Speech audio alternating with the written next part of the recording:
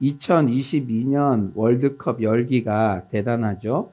우리나라는 포르투갈을 극적으로 이기고 16강에 진출했죠. 주전으로 뛴 선수들 한 명 한 명은 스타덤에 오르기도 했습니다. 그런데 우리 대표팀 선수들 중 그렇게도 바라던 월드컵 무대에 1분도 그라운드를 밟아보지 못한 선수들도 있어요. 그들의 심정은 어땠을까요? 여러분 축구 좋아하시는 분들 다 알겠지만 골키퍼 중 조현우 선수가 있습니다. 근데 이름을 바꾸면 조우현이니까 제가 주의 깊게 보는데요. 그 김승규 골키퍼와의 주전 경쟁 중 밀려서 월드컵 내내 벤치를 지켜야 했어요. 얼마나 뛰고 싶었겠습니까? 만약 조현우 선수가 그라운드에서 1분도 뛰지 못할 것을 미리 알고 이번 월드컵 때 자신은 그저 김승규 선수 들러리로서의 역할이 전부다라는 사실을 미리 전달받았다면 과연 연습을 열심히 할 수 있었을까요? 인터뷰할 때도 오히려 자신은 이러이러한 점에서 약점이 있어요. 주전 골키퍼로 저 아닌 김승규 골키퍼를 밀어주세요. 이렇게 말하라고 코칭 스태프에게 지시를 받았다면 고분고분하게 그 지시를 따를 수 있을까요? 정말 어려운 얘기죠. 내가 그 입장이 된다면. 그런데 이렇게 말도 안 되어 보이는 사명을 위해 인생 전체를 들였던 인물이 있습니다. 바로 오늘 본문의 주인공 세례 요한이에요. 우리는 지금 대림절 기간을 지내고 있습니다. 성탄절 전 4주 동안 기다리는 훈련을 하는 시기예요. 그렇다면 이렇게 주님의 임재를 기다리는 대림절 기간에 우리는 어떤 마음을 준비해야 할까요? 오늘 본문의 주인공 세례 요한을 주목해 보기 원합니다. 주님의 오실 길을 예비했던 세례 요한의 마음이 우리 안에 우선 준비되어야 할 줄 믿습니다. 여러분, 인맥 관리, 재정 관리도 중요하지만 1년을 마감하면서 우리가 마음 관리에 승리해야 되거든요. 근데 저는 이 크리스마스 성탄을 맞이하기 전에 4주 동안의 기간을 대림절이라는 기독교의 그러한 중요한 시간들을 이렇게 마련한 건 다 이유가 있는 것 같아요. 그래서 내가 누구를 좀 묵상해야 될까? 누구의 마음을 따라가야 될까? 내가 그동안 관리하지 못했던 마음을 어떻게 관리해야 될까? 그런데 참 세례 요한이야말로 주님의 오실 길을 예비했던 그러한 사람이니까 우리 안에 오늘 예배를 통해서 이 세례 요한의 그 마음이 회복되기를 간절히 축원합니다. 그렇다면 무엇을? 첫째로 세례 요한처럼 나 자신의 정체성을 바로 알아야 됩니다. 뭐를 바로 알아야 된다고요? 정체성. 정체성이 제일 중요해요. 정체성. 여러분, 내가 사랑하는 아버지의 아들이다. 이런 정체성을 다 가지고 있으면은 조금 삶이 어렵고 그래도 그 사람을 이렇게 헤쳐나가더라고요. 아버지가 끊임없이 나를 도와주고 지켜주고 방패마이가 되어주신다는 아니까. 근데 환경이 좋은 것 같아도 나는 고아야, 버려진 그런 사람이야. 이런 정체성을 가지고 평생을 살다 보면은 그 사람의 그 미래가 너무나 마음 아프고 그렇죠. 우리가 많이 보지 않습니까? 무엇보다 정체성이 제일 중요하다는 거예요. 그럼 세례 요한은 어떤 정체성을 가지고 있었나? 우리 19절에 질문과 대답을 통해서 그 정체성을 우리가 알 수가 있는데요. 우리 19절 온라인으로 들으시는 분들도 다 함께 큰 목소리로 한번 읽어봅시다. 19절입니다. 시작. 유대인들이 예루살렘에서 제사장들과 레위인들을 요한에게 보내어 네가 누구냐 물을 때에 요한의 증언이 이러하니라. 예, 여기 보니까 예루살렘에 유대인들이 있다고 그랬어요. 그들은 누구냐? 19절에 예루살렘 거주 유대인들은 그 아브라함을 자기 조상으로 믿는 강력한 선민의식으로 무장한 종교 엘리트들, 즉 사내들인 회원들을 가리킵니다.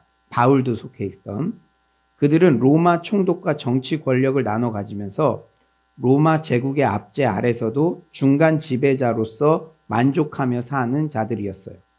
로마의 학정과 분봉안들의 스타를 그럭저럭 견뎌내면서 이스라엘을 종교적으로 지배하는 데 만족하는 현상 유지 세력이었습니다. 그들이 책임져야 할 임무 중 하나는 선지자 혹은 메시아임을 주장하는 이들의 진정성 혹은 그 밖의 것들을 판단하는 것이었어요. 따라서 그들은 세례 요한에게 질문하기 위해서 제사장들과 레위인들을 이렇게 파견시켰습니다. 보냈습니다.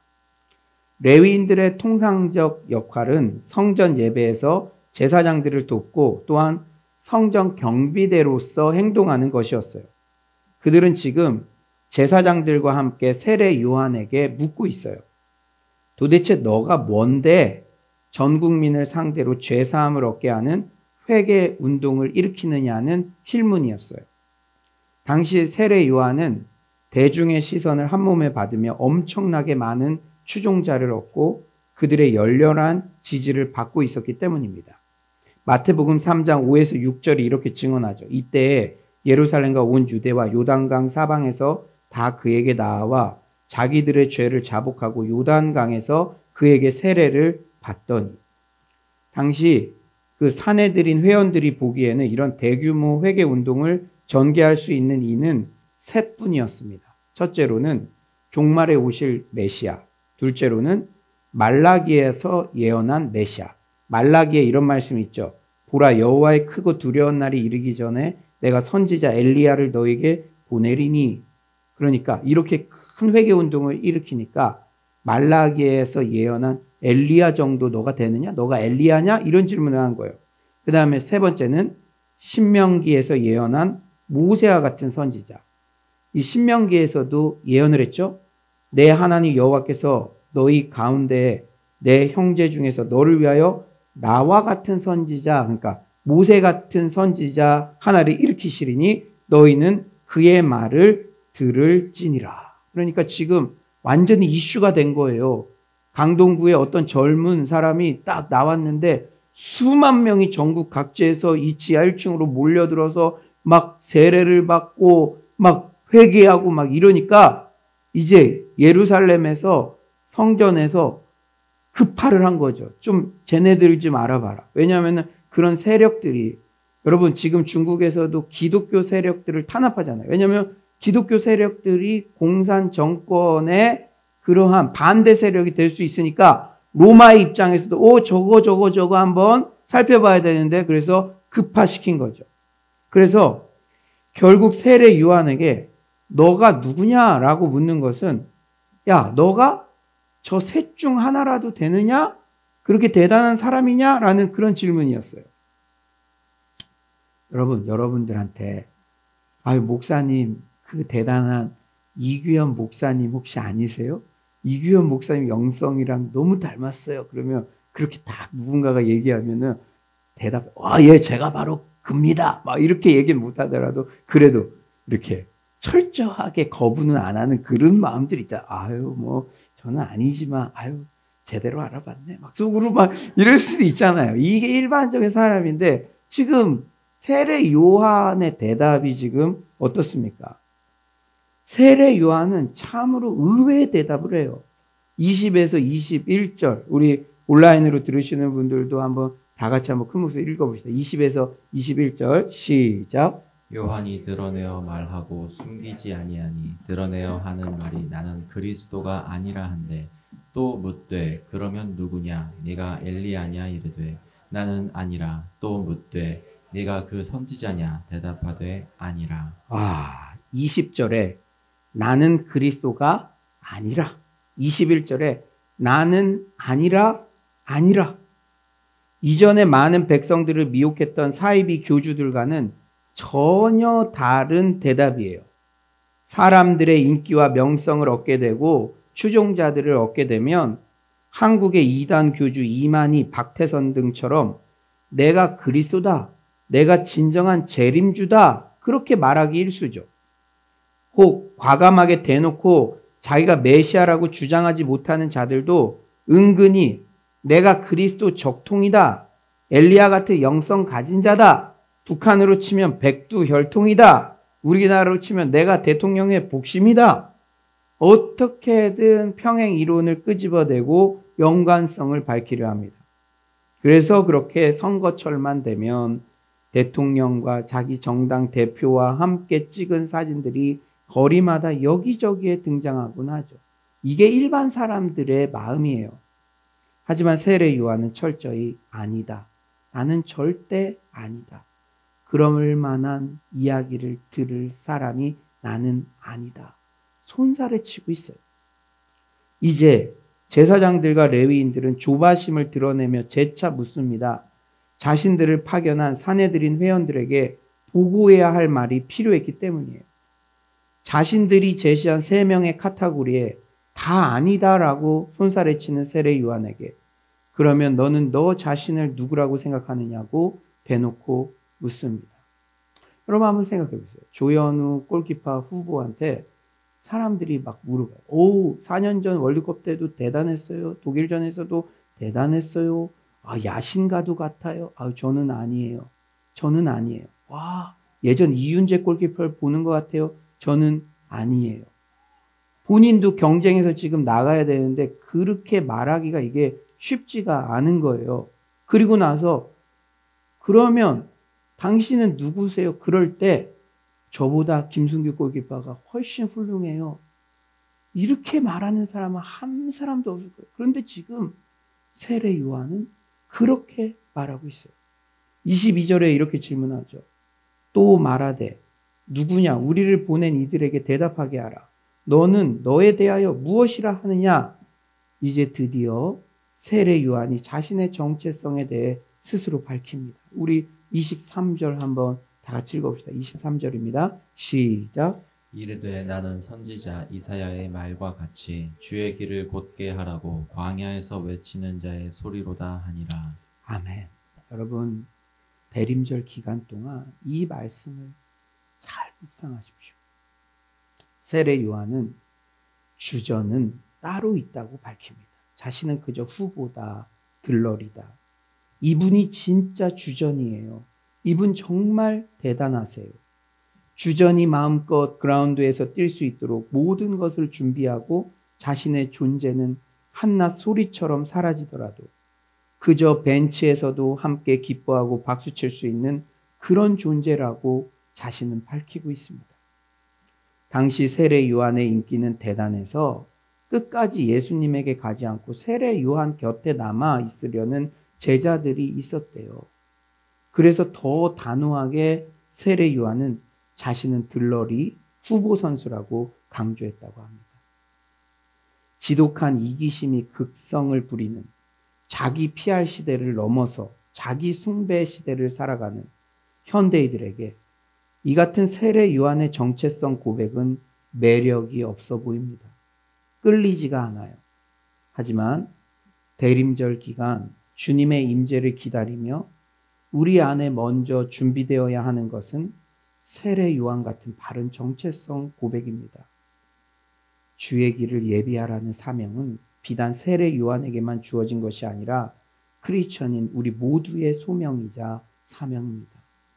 우리 모두는 나를 전하는 자가 아닌 그리스도 예수를 전하는 자입니다.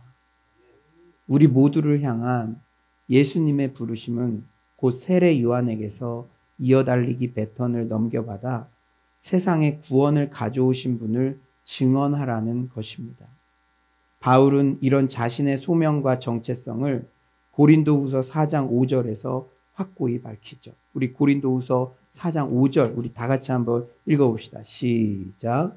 우리는 우리를 전파하는 것이 아니라 오직 그리스도 예수의 주 되신 것과 또 예수를 위하여 우리가 너희의 종된 것을 전파함이라. 아멘.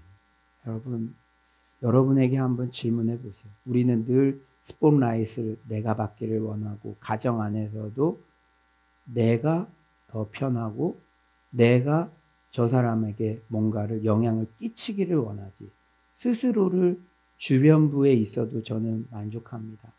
내 배우자가 박수받는 것이 나의 사명입니다. 이렇게 생각하는 것은 우리 본성상으로는 쉽지 않은 거예요. 그러나 대림절 기간에 세례 요한의 삶을 우리에게 보여줌으로써 그 마음이 먼저 회복되어야 된다는 것을 우리에게 말씀해 주십니다.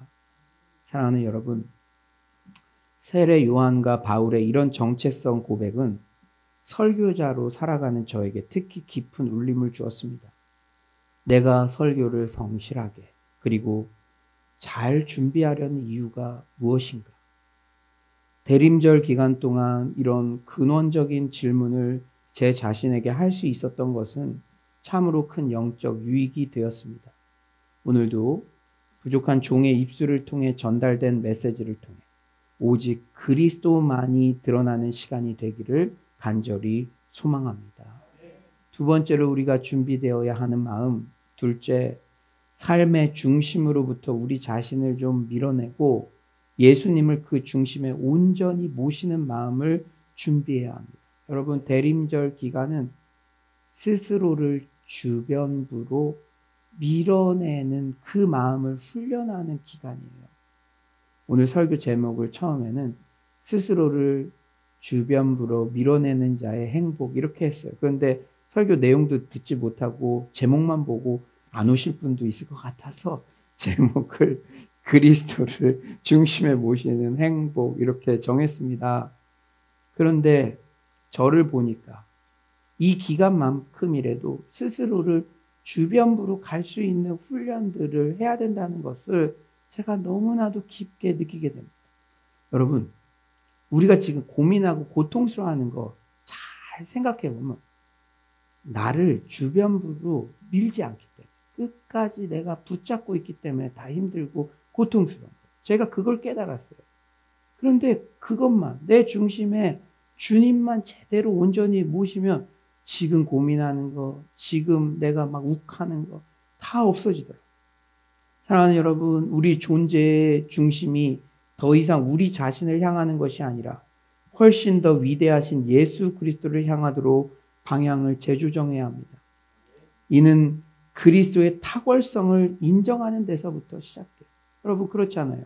내가 배우자를 정말로 중심에 모실 수 있는 것도 존경할 만한 것들이 이렇게 막 보여질 때 더 그게 쉽지 않아요. 우리가 그리스도를 중심에 모시는 것도 그리스도는 나와도 비교도 할 수 없을 정도의 탁월한 분이시다. 그게 깨달아질 때 이게 가능하다는 거예요. 세례 요한은 철저히 그리스도의 탁월성을 드러냈죠. 우리 27절 한번 다 같이 한번 읽어볼까요? 27절입니다. 시작. 곧 내 뒤에 오시는 그이라 나는 그의 신발끈을 풀기도 감당하지 못하겠노라 하더라. 이게 정말 대단한 고백이에요. 1세기 유대교에서 신발끈을 풀고 발을 씻는 일은 종들에 의해서 수행됐어요. 그 일이 얼마나 천하게 여겨졌냐면 종들 중에도 급이 있었어요. 유대인 종은 그 일은 안 했어요. 그건 너무 천한 일이니까. 그 일은 이방인 종들만의 몫이었어요. 너무 천한 일이니까. 그런데 나는 그리스도와 비교하면 그 천한 일 감당하는 이방인 종만도 못합니다. 그 정도로 예수님은 탁월하신 분이십니다. 이 고백을 지금 하고 있는 거예요. 여러분, 세례 요한 인기 정말 많았습니다. 그런데 예수님은 자기가 그렇게 드높이지 않으면 그냥 후임으로 오신 분이에요.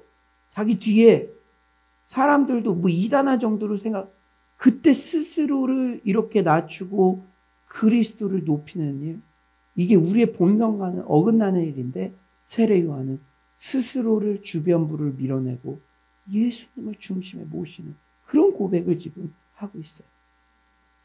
세례 요한은 자신은 자신보다 후에 올 예수님의 신발끈을 풀어드리는 천하디 천한 이방인 몸종이 되는 것도 꿈꾸지 못할 정도라고 예수님을 높이며 자신을 낮춥니다.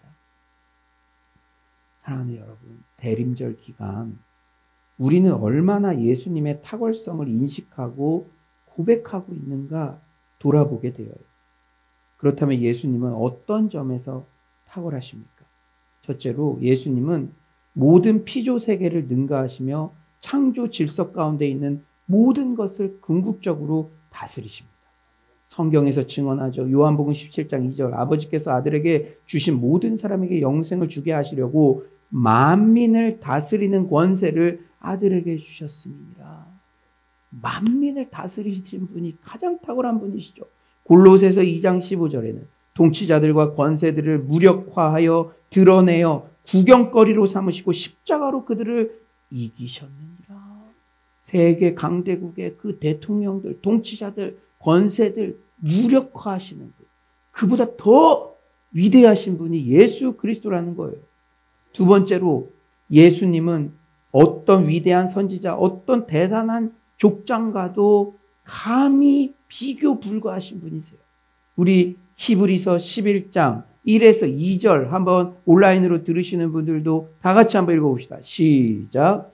옛적의 선지자들을 통하여 여러 부분과 여러 모양으로 우리 조상들에게 말씀하신 하나님이 이 모든 날 마지막에는 아들을 통하여 우리에게 말씀하셨으니 이 아들을 만유의 상속자로 세우시고 또 그로 말미암아 모든 세계를 지으셨느니라. 오늘 일반적인 사람들은 너가 엘리야 같은 그 대단한 선지자 되느냐? 엘리야는요 죽음을 맛보지 않고 하늘로 올라갔잖아요. 그리고 출애굽의 영도자 모세 같은 그 선지자가 되느냐? 근데 성경은 말씀하십니다. 그거 비교 불가. 그 여러 선지자들 비교 불가. 마지막 때에 오시는 그 아들. 사랑하는 여러분, 히브리서 3장 3절은요 또 이렇게 말씀하세요. 그는 모세보다 더욱 영광을 받을 만한 것이 마치 집 지은 자가 그 집보다 더욱 존귀한 같으니라.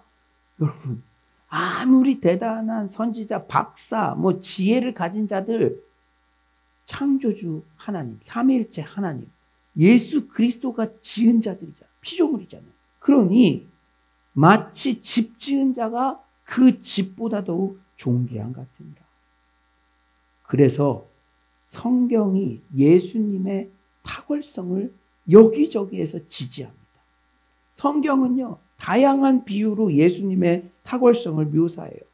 먼저 그는 머리시라. 너희도 그 안에서 충만하여졌으니 그는 모든 통치자와 권세의 머리시라. 또 그는 목자장이시다. 목자장. 그리하면 목자장이 나타나실 때 시들지 아니하는 영광의 관을 얻으리라. 그리고 그는 이 건축에 있어서 가장 중요한 머릿돌이시다.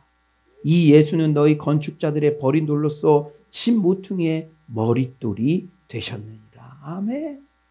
여러분, 예수님은 탁월한 분이십니다. 이렇게 예수님의 탁월성을 진심으로 고백하는 자들은 나는 죽고 예수 그리스도를 드러내는 삶을 살 수가 있어요. 대림절 기간 동안 여러분들이 암송해야 될 말씀, 갈라디아서 2장 20절 말씀, 우리 다 같이 한번 그 목소리를 읽어봅시다. 시작. 내가 그리스도와 함께 십자가에 못 박혔나니 그런즉 이제는 내가 사는 것이 아니요 오직 내 안에 그리스도께서 사시는 것이라. 이제 내가 육체 가운데 사는 것은 나를 사랑하사 나를 위하여 자기 자신을 버리신 하나님의 아들을 믿는 믿음 안에서 사는 것이라. 다 외우시는 것 같아요. 막 외우시는 분들은 막 열심히 외우시니까 막 돌림 노래처럼 되기도 하고 막 행복합니다. 이 말씀 다 외우세요. 다 정말 이 말씀 너무 귀하잖아요. 내가 그리스도와 함께 십자가에 못 박혔나니 그런즉 이젠 내가 사는 것이 아니요 내 감정이 사는 게 아니에요. 내 욱하는 게 사는 게 아니에요. 내가 십자가에 이미 못 박혀 죽었습니다. 여러분 예전에 그 한동대에 그 김명길 총장님 돌아가셨죠. 그분이 뭐라고 고백하셨죠? 그 하나님의 대학을 이렇게 하는 거는 어려움이 많아요. 모든 선한 것은 어려움이 있습니다. 느헤미야서 봐도 알 수 있듯이. 그런데 막 측근히 배신을 했대요. 측근히 자기를 고소하고. 그런데도 그냥 이 남편은, 그 총장님은 그런 일이 있나 싶어서 잠도 쿨쿨 잘 자고 밥도 잘 먹고. 그래서 그 아내분이 기가 막혀서 물어봤대요. 어떻게 지금 측근이 배신해서 감옥 가기 일보 직전인데 밥이 들어가요? 잠을 잘 수 있어요? 눈을 지그시 감으시더니 내가 그리스도와 함께 십자가에 못 박혔나. 여보, 시체가 억울하다고 벌떡 일어나는 거 봤어. 봤어요? 사랑하는 여러분, 선한 목자교회 유기성 목사님 여러분 좋아하시죠? 평생 이 삶을 추구하며 나는 죽고 예수로 사는 삶 몸부림치며 살아오셨습니다. 얼마 전에 은퇴하셨죠. 그래서 마지막 설교를 앞두고 자신의 심경을 국민일보 칼럼에 쓰셨는데 그게 심금을 울리더라고요. 저는 더 목회자니까. 자신의 연약함도 그대로 드러내시더라고요. 여러분 한번 잘 들어보세요.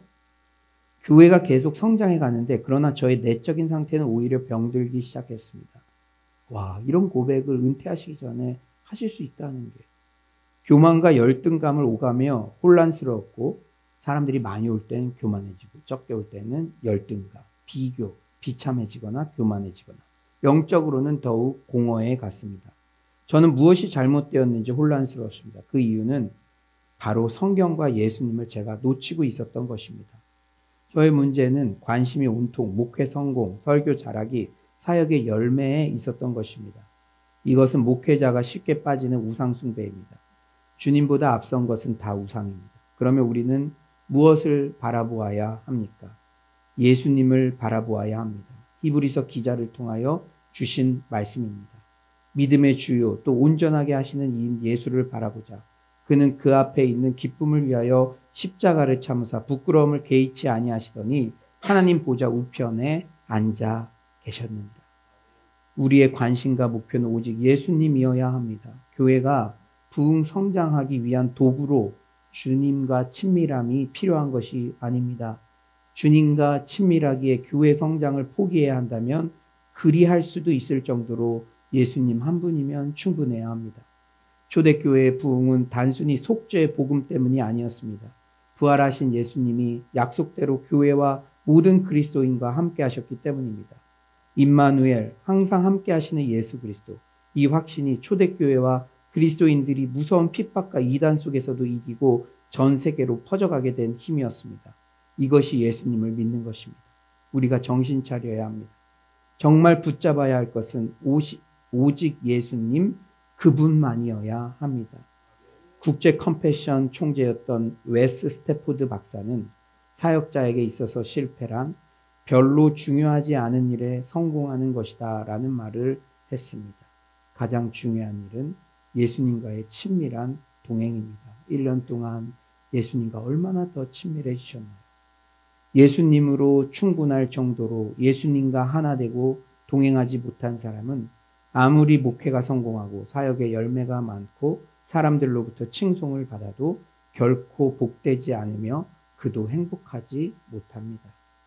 이 원리가 비단 목회뿐이겠습니까? 대림절 기간 내 중심성은 좀 주변부로 밀어넣고 예수 그리스도를 온전히 내 삶의 중심에 모시는 그런 기회가 되기를 소망합니다. 여러분, 여러분만의 예수 동행일기를 한번 써보세요. 예수 동행일기 왜 그렇게 유기성 목사님이 강조하셨겠습니까? 그것을 숙제처럼 여긴 교인들은 튕겨나가기도 했죠. 여러분, 우리가 한 줄 댓글을 하고 성경 필사를 하고 통독을 하고 우리 교회만의 예수 동행일기 거죠. 여러분들이 이미 큐티 하시는 분이 있다면 여러분들 하루에 3번만이라도 우리 예수님 생각해 봅시다. 제가 늘 산책할 때도 왼손을 이렇게 쥔다고 했죠. 오른손을 주님이 붙잡고 계시니까. 그래서 한 줄 댓글이라도 쓰면서 아침에 밥 먹기 전에 기도할 때도 그것 좀 생각하고 점심에도 그것 좀 생각하고 저녁에도 그것 좀 생각하고 사랑하는 여러분, 이 대림절 기간에 예수님을 내 중심에 모신 나만의 예수 동행 일기들을 반드시 도전하는 그런 은혜가 있기를 간절히 축원합니다. 그리하여 참된 행복을 누리는 서울의 모든 성도님들 되시기를 간절히 소망합니다. 이제 말씀을 정리하겠어요. 사랑하는 여러분, 아담과 하와가 인류 최초 범죄를 저질렀잖아요. 그런데 그 이후에 동일한 패턴의 죄들이 인류 역사 가운데 계속 일어났어요. 그들은 남 탓하기 바빴습니다. 아담과 하와의 최초 죄도 내 중심성 때문이었어요. 그냥 선악과 외의 나무로도 충분히 먹고 살 수 있는데 내가 좀 더 보고 싶고 좀 더 똑똑해지고 싶고 그러니까 하나님보다 내 중심성이 커지니까 범죄를 저지른 거죠. 그리고 그 이후로는 모든 불행과 죄의 씨앗은 바로 내 중심성입니다. 우리가 좋은 걸 자꾸 보고 배워야 되는데 우리 아이들도 키워보면 나쁜 거는 안 가르쳐줘도 기가 막히게 배우는데 여러분들이 지금 가정 안에서 괴로워하는 거 여러분들 죄 다 내 중심성에서 이게 시작되는 거예요. 다른 사람 보지 않고 나를 보니까 그래요. 그들은 최초의 범죄 저지르기도 저 여자 때문에 그랬습니다. 남 탓하기 바빴어요. 지독한 이기심, 내 중심성에서 모든 불행은 시작됩니다. 그렇게 사랑해서 결혼했는데 갈등이 생기는 이유 또한 내 중심성 때문입니다. 신앙생활을 하면서도 끊임없이 비교하며 행복하지 않은 이유도 내 중심성 때문입니다. 그리스도가 기뻐하시는 것보다 내 성공이 더 중요하기 때문에 기쁨이 없는 거예요. 근데 저 이렇게 설교 준비하면서 잘 생각해 보니까 그것 또한 내 중심성이에요.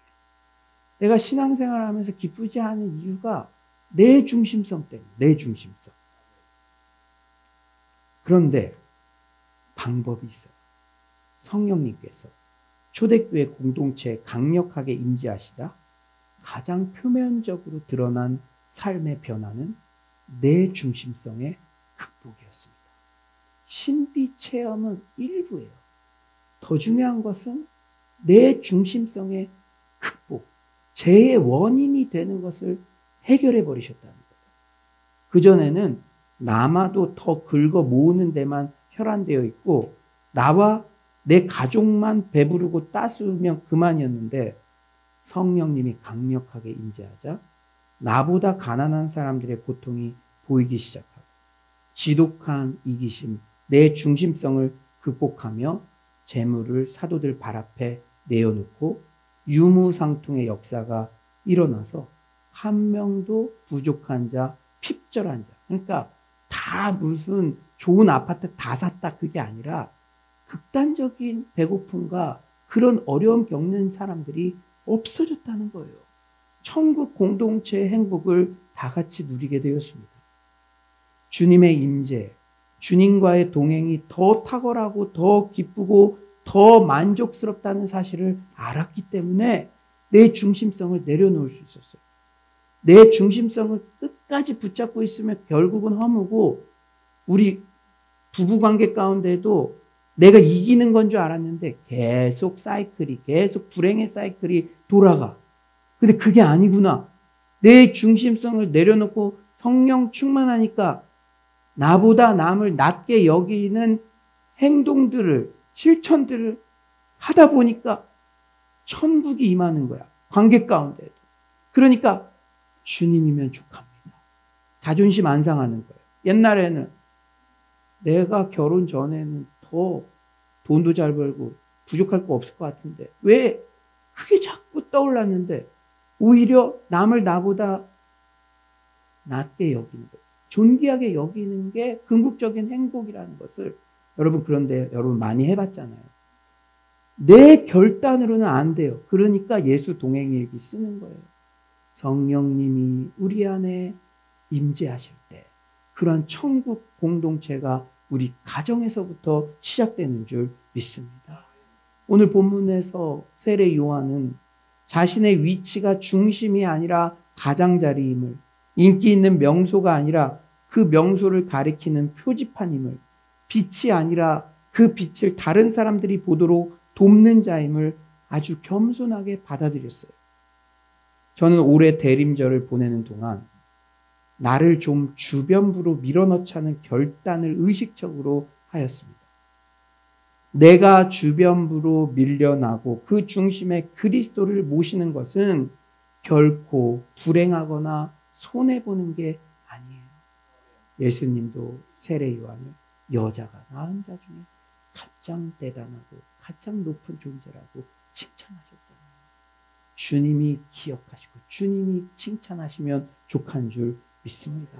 다시 한번 말씀드릴게요. 부부 사이에서도 사랑방언 안에서도 내가 주변부로 밀려나고 그 중심에 그리스도를 모시는 것은 결코 불행하거나 손해보는 게 아닙니다. 예수님께서 그 길에 친히 모범이 되어주셨잖아요. 예수님은 성부 하나님께 죽기까지 복종하는, 즉 자신의 중심을 온전히 하나님께 드리는 길을 선택하셨는데 결국 가장 영광스러운 이름이 되셨습니다. 빌립보서 2장 5절에서 11절 말씀, 빌립보서 2장 5절에서 11절 말씀, 이 말씀은 진짜 우리가 잘 묵상해 봐야 될 말씀이에요. 우리 이 말씀 한 절 한 절, 저와 여러분이 한 절씩 한번 교독했으면 좋겠어요. 너희 안에 이 마음을 품으라. 곧 그리스도 예수의 마음이니 그는 근본 하나님의 본체시나 하나님과 동등됨을 취할 것으로 여기지 아니하시고 오히려 자기를 비워 종의 형체를 가지사 사람들과 같이 되셨고 사람의 모양으로 나타나사 자기를 낮추시고 죽기까지 복종하셨으니 곧 십자가에 죽으심이라. 이러므로 하나님이 그를 지극히 높여 모든 이름 위에 뛰어난 이름을 주사 하늘에 있는 자들과 땅에 있는 자들과 땅 아래에 있는 자들로 모든 무릎을 예수의 이름에 꿇게 하시고 우리 다 같이 읽겠습니다. 모든 입으로 예수 그리스도를 주라 시인하여 하나님 아버지께 영광을 돌리게 하셨느니라. 아멘. 아무쪼록 이번 대림절 기간 동안 예수님의 자리를 마련하기 위해 우리 삶의 중심에 있는 우리 자신을 바깥으로 밀어내는 도전을 해봅시다. 내 중심성이라는 유혹이 도사릴 때마다 성령님의 도우심을 구합시다. 여러분, 우리가 좀 주변부로 밀려난다 한들 거기에 목숨이 걸려있는 거 아니잖아요. 사람과 사람이 만날 때도 늘 그런 걸 너무 의식하고 만날 때마다 긴장되고 그러면 어떻습니까? 근데 그게 1년에 한 번 만날까 말까 한 그런 사람이라면 상관없는데 매일 함께 이불을 함께 덮고 자야 될 그런 가족이라면 얼마나 그것이 너무 힘듭니까? 근데 우리 본성으로 안 되니까 주님과 동행하며 성령님이 우리를 도와주시며 이 대림절 기간 동안에 그러한 마음들을 훈련하는 것이죠. 사랑하는 여러분, 내 중심성이라는 유혹이 도사릴 때마다 성령님의 도우심을 구합시다. 그리고 자신의 삶과 죽음으로 우리에게 훌륭한 표지가 되어준 세례 요한의 삶을 묵상합시다. 2022년 대림절 기간 동안 나는 죽고 예수로 사는 삶, 그 가장 행복한 신앙의 여정을 누리시는 서울로의 모든 성도님들 되시기를 간절히 축원드립니다.